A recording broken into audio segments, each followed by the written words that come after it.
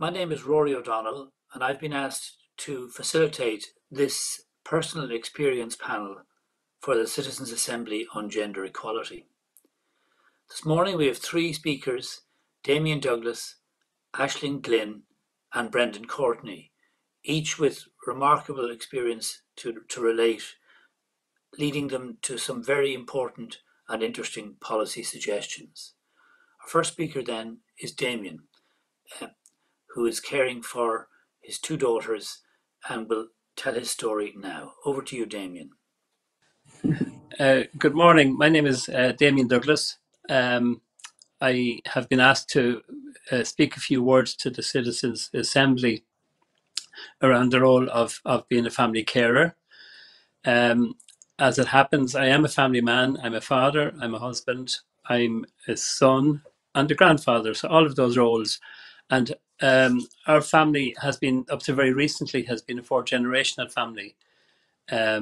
We looked after my dad in our house here for the last 3.5 years until he passed away in October last, and we were able to look after him right to the end in our house, which is something we're very proud of.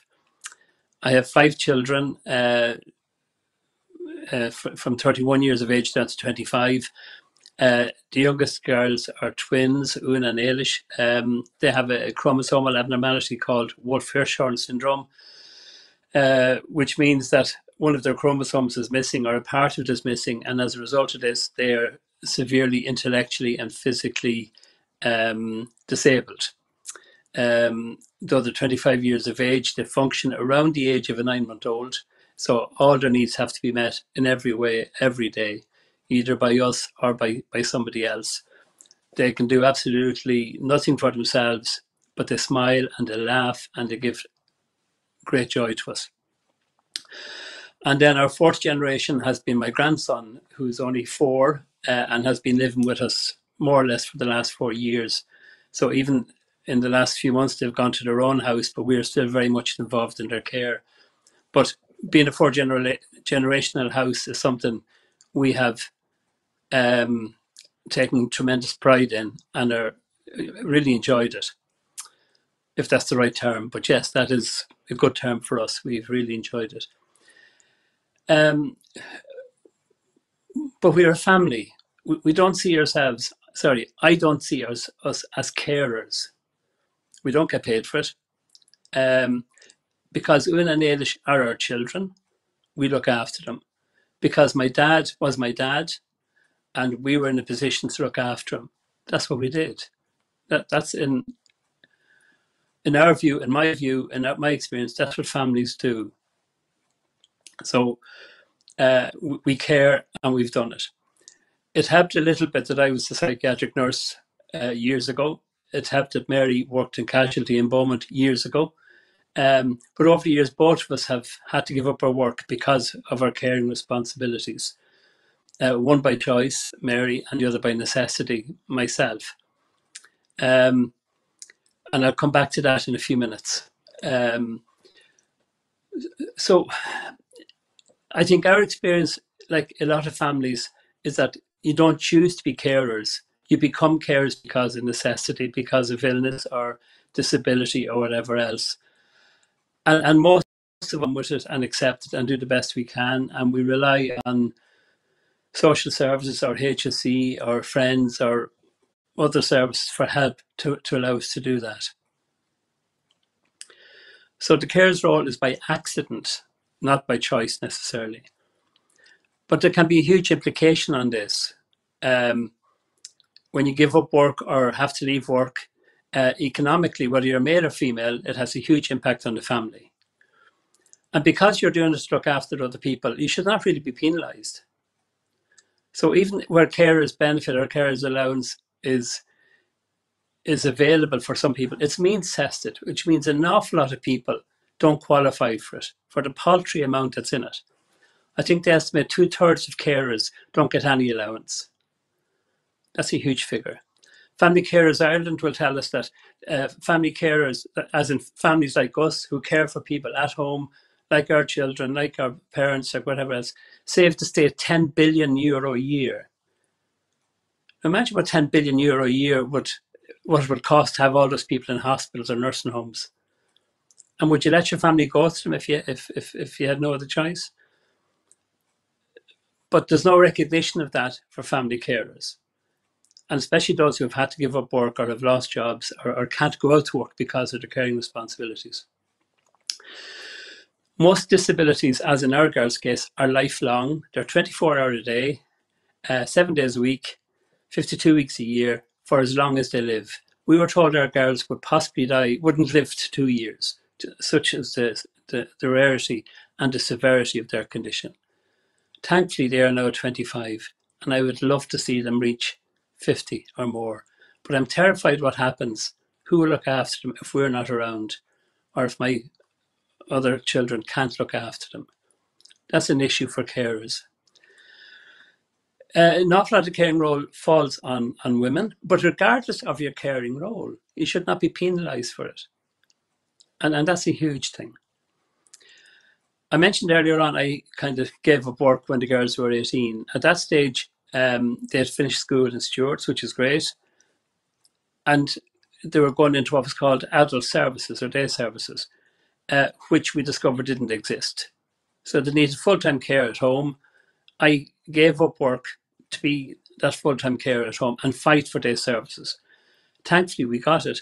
But part of that fight for day services also meant the transition from children's services into adult services generally in hospitals and everywhere else, which we found was a nightmare because you went back onto waiting lists for nearly every service they were involved in.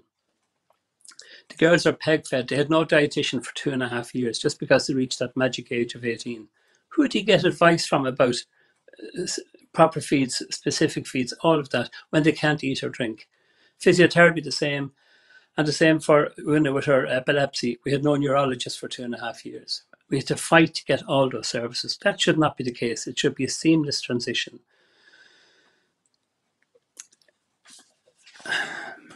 I could cry really in real terms when I hear of other families and the difficulties they have around the same issues. It's really not fair. Most people, as I say, don't choose to be carers. They are carers because they care, because they love, because they're family, and because the system is not out there to provide that care. And that is really, really very difficult to come to terms with. It's really, really very difficult to get that message across. An awful lot of people hit with, God, you're saints.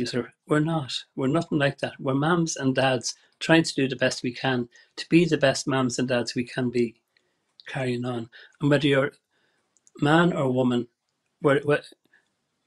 dad or mother, whatever, you're doing the best you can in a very difficult situation, making the best of a very difficult situation. Sometimes you're very lucky you get people who are very helpful to you, and sometimes you're fighting the whole time for everything. And when you're doing that all the time, it can get very, very distressing for an awful lot of people. Thank you very much, Damien. Our next contributor with her experience is Aisling Glynn. Aisling is a solicitor and a board member of the National Disability Authority, and her experience is full of rich insights into the challenges of caring. Aisling, over to you. Thank you, Rory. Good morning. My name is Aisling. First of all, I'd like to thank you for allowing me to contribute to the Citizens' Assembly and to share my experiences with you. So like Damien said, I am a sister, I'm a daughter, I'm a volunteer in my local community, I'm a company director, I'm a solicitor, I'm also a wheelchair user, and I would see myself as a disabled woman. It's estimated that 1 in 7 people in Ireland today have a disability.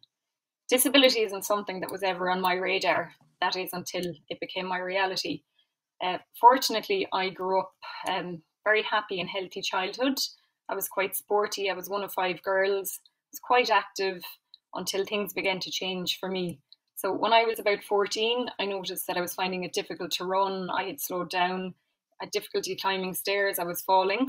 After a lot of time and investigations, I was diagnosed with a rare neuromuscular disease when I was about 15. So this meant that my muscles were going to become progressively weaker as time went on. And it meant that by the time I was 17, I needed a manual wheelchair to get around. And by the time I was 21, I had lost the ability to walk. And at that stage, I was reliant on a variety of aids and appliances, things like wheelchairs, hoists, to go about my everyday life. And that presented many challenges. I think, like many disabled people, I faced many barriers in terms of everyday life and getting around on a daily basis. A lot of people would be familiar with physical type of barriers. And what I'm talking about here are things like steps. If there's a step into a building instead of a ramp, that prevents me from being able to access. I live in West Clare, so in rural Ireland. Where I live, there are no wheelchair accessible taxis at all. Public transport is also very limited. And that just means that it's very difficult for me or other people who might be wheelchair users, to get around to their local community and just to participate. But I think looking back, and my experience has been that in terms of barriers, what I found most difficult really are what I describe as attitudinal barriers. And those are the negative perceptions and attitudes that exist towards disabled people today. I remember being at an event a number of years ago while I was in college, and somebody asked me about my plans for the future. And I told them, we were talking, and they looked at me and they said, "But Aisling, how are you going to become a solicitor with a wheelchair?" Then a couple of years later, when I was working, I met somebody on the street after work, and they said to me, "Oh, Aisling, we heard you got a job, and weren't they very good to give you a job with the wheelchair?" So these types of attitudes reflect the medical model of disability. And that's the model where we look at the person being the problem, or their impairment as being the problem. And my suggestion is that we embrace the social model of disability. And the social model says that people are actually disabled by these types of barriers, by these types of negative attitudes, or by the simple physical barriers that exist. And I suppose if we embrace the social model of disability, what we're talking about then is we're removing these types of barriers so that we're enabling disabled people to participate in everyday society. So I recommend that the social model of disability informs all discussions that relate to the lives of people with disabilities and all policy decisions. It's just about creating equality and recognising difference. Disability is often framed negatively, but I think people should recognise that we're all different, we all have different abilities, and that we should focus on people's abilities. I suppose looking back, when I was diagnosed, my physical needs changed and changed very significantly. But the message I want to get across is that while that happened, I still had the same goals. I was the same person, I had the same ambitions. Fortunately, I've been very lucky. I've been able to achieve many of my goals. And that really is down to having a very supportive family, and having a family that provided me with a significant amount of care and support. And I mean that in terms of their attitudes towards me, treating me the same as my four sisters, having the same expectations for me, focusing on what I could do, albeit with a lot of help. And aside from that, when we're talking about living with a disability on a daily basis, I'm talking about physical support and physical care. So for me to be here this morning, for example, it's 11 o'clock, but I need somebody to come into me at 7:30 and get me out of bed, dress me, shower me, give me my breakfast, plug in my laptop. Hopefully when I finish this presentation, I'll go for a walk. But again, I need somebody to come along, put on my jacket, open the door. These are the everyday things that are involved in having a physical disability. And I think people need to realise that disability, it's a 24-hour affair. I read a statistic recently, and that said that 44% of people in Ireland who are receiving personal assistance support receive an average of 42 minutes per day.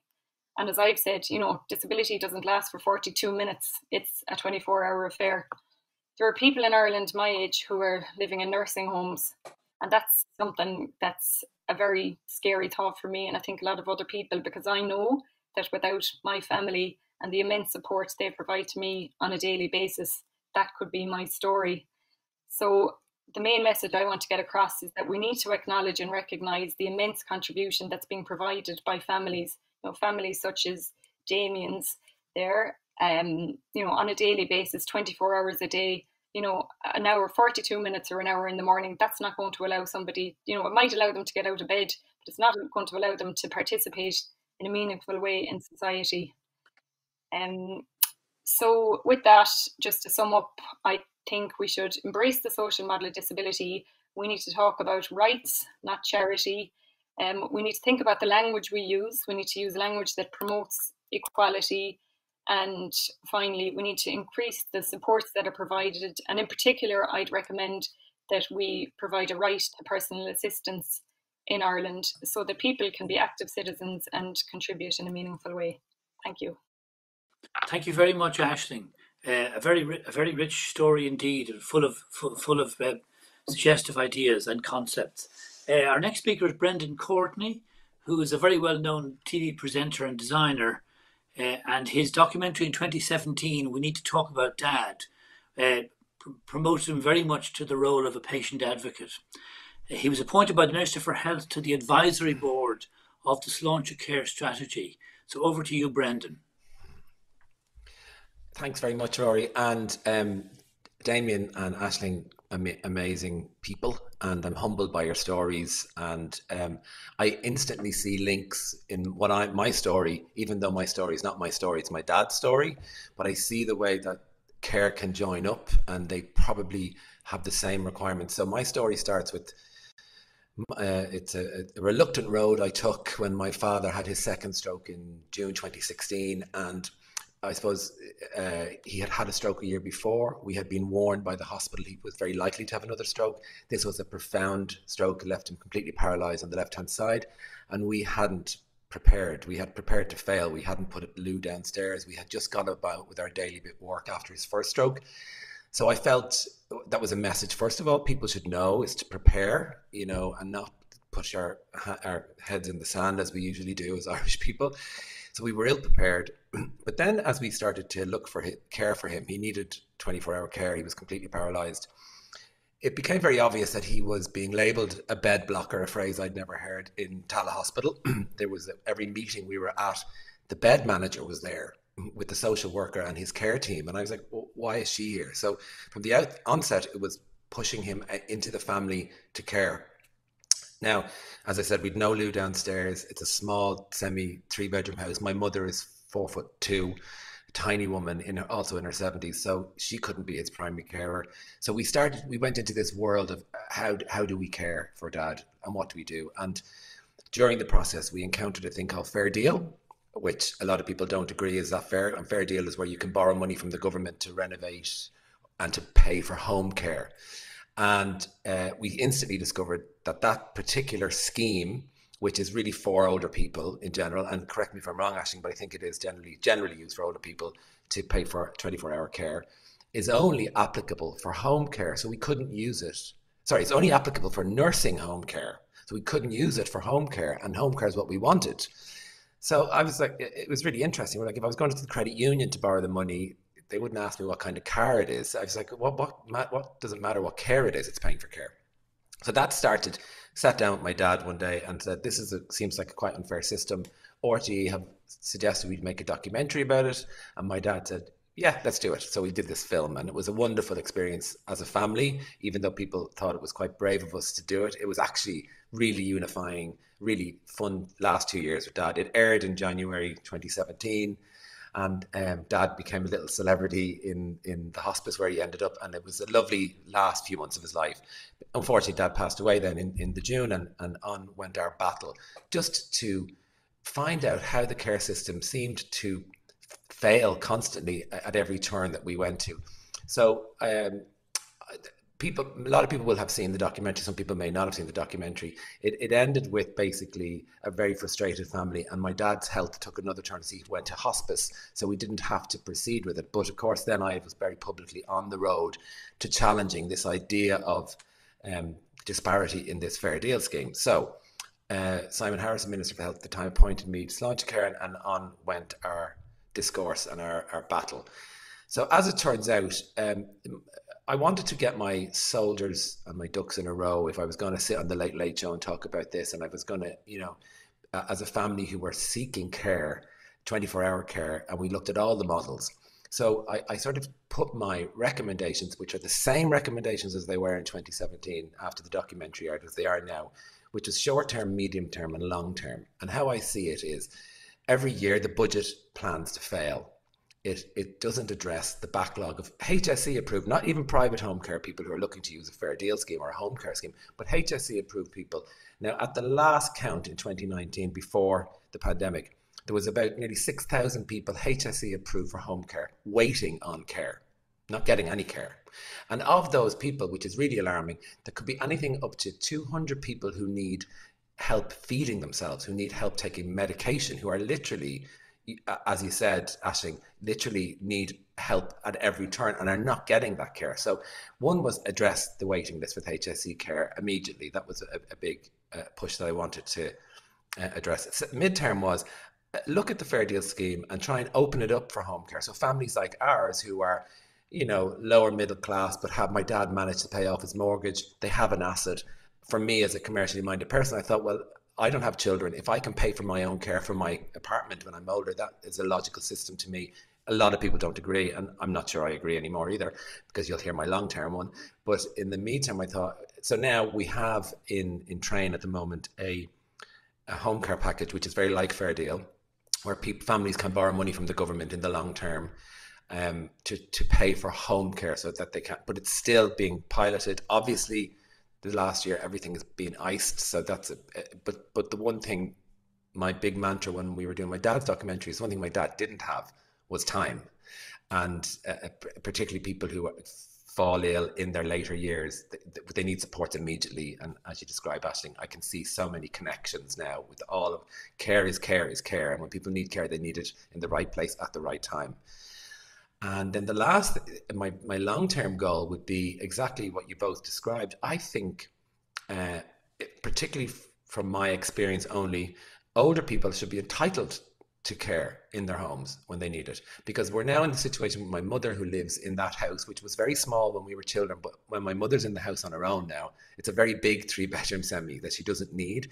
She now wants to downsize, but she wants to stay in the local area, obviously near her chemist, near her friends, all those. So there's nowhere for her to move in the local area, obviously property prices being what it is. And so I think she should be entitled to get home care where she wants it. But also the last little piece of the last little caveat I have is really think about planning permission laws. My mother wants to downsize in the garden. She's just been rejected planning to build a smaller unit in a massive side garden because there's a school across the road just been built. So there's lots of not joined up thinking, I think, in terms of care and in terms of what people need. And then my final piece around gender equality is, as part of my public work, the Irish Human Rights and Equality Commission asked me to launch a report around amending the 41.2 article in the Irish Constitution, which acknowledges the woman's position in the home and the value of the woman's position in the home, which seems very antiquated. But what they wanted to do, the Irish Human Rights and Equality Commission, was flip the meaning of that to recognise carers in the home. There's currently over 200,000 people, as you describe yourself, Damien, who don't identify as carers, who identify as parents or family members. They're unpaid carers and they need support. So I think, and the gender breakdown of that is very interesting. It's way over 60% are female as well, as we probably all know, and you probably will get that data as well. So I suppose just pulling back from it, I think we are all aligned that there needs to be a better structure in terms of care and access to care at the right time in the right place. Thank you. Thank you very much, Brendan. Again, a fascinating story. So I think we've heard from 3 really interesting testimonies from Damien, Aisling and Brendan, which are full of ambitious new concepts like getting over the attitudinal barriers and the rights and recognition of difference, but then connecting those to really detailed, practical changes, without which the struggle for carers will continue to be enormous. And I think the Assembly really is very fortunate in a way to have such contributions to now feed into their recommendations. And I would recommend very strongly that the Assembly do that. Thanks again to our 3 witnesses. Thank you. Thank you.